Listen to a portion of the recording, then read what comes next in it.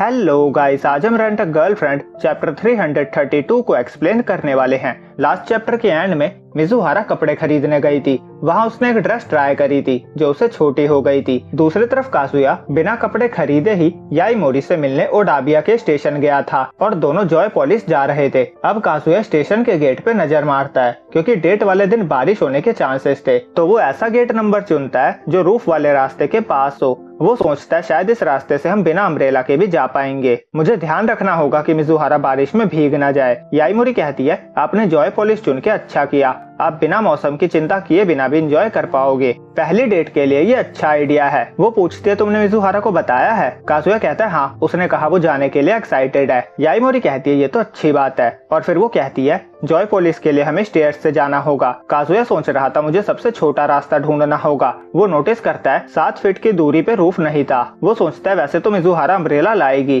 पर क्या सिर्फ इतनी सी दूरी के लिए वो अपना अम्ब्रेला ओपन करेगी या फिर मैं उसके लिए ओपन करूंगा? मैं याईमोरी से इस बारे में नहीं पूछ सकता। वो इमेजिन करने लगता है और सोचता है क्या मैं ऐसा कर पाऊंगा? याईमोरी कहती है क्या सोचने लग गए? काजुया भागता हुआ स्टेयर्स से जाता है। दूसरी तरफ मिजुहारा ड्रेस ट्राई कर रही थी। वो सोचती है लॉन्ग स्कर्ट वाली ड्रेस थीम पार्क के लिए सही नहीं होगी, तो वो शॉर्ट्स वाली ट्राई करती है, पर वो उसे ज्यादा ही कैजुअल लग रही थी। वो कुछ और ड्रेसेस भी ट्राई करती है, पर हर ड्रेस में उसे एक न एक चीज अच्छी नहीं लग रही थी। तभी वो टाइम देखती है, वो लेट हो रही थी, इसीलिए वो बिना कुछ खरीदे ही वहाँ से चली जाती है। वो सोचती है वैसे भी काजुया ने कहा था मैं जैसी हूँ उसे वैसी ही अच्छी लगती हूँ, मुझे चेंज होने की जरूरत नहीं है। वैसे भी अलग कपड़े पहनने से हमारी फीलिंग्स बदल थोड़ी ना जाएगी। तभी उसके मन में आता है काजुया जोकर बन के आ गया तो? वो सोचती है नहीं, उसमें इतना तो कॉमन सेंस होगा ही, और अगर वो वैसे कपड़े पहनकर आ भी गया तो हम साथ में कपड़े की शॉपिंग करने चले जाएंगे। वो सोचती है अब लग रहा है जैसे लवर्स के पास टाइम की कमी ही नहीं होती, वो सब कुछ डिस्कस करके ठीक कर सकते हैं। ये एक ऐसा रिलेशनशिप है जिसे आप पूरी दुनिया में सिर्फ एक इंसान के साथ रख सकते हो। दूसरी तरफ याईमोरी गाना गाते हुए स्टेयर्स चढ़ रही थी। वो कहती है एंट्रेंस यहाँ ऊपर से है।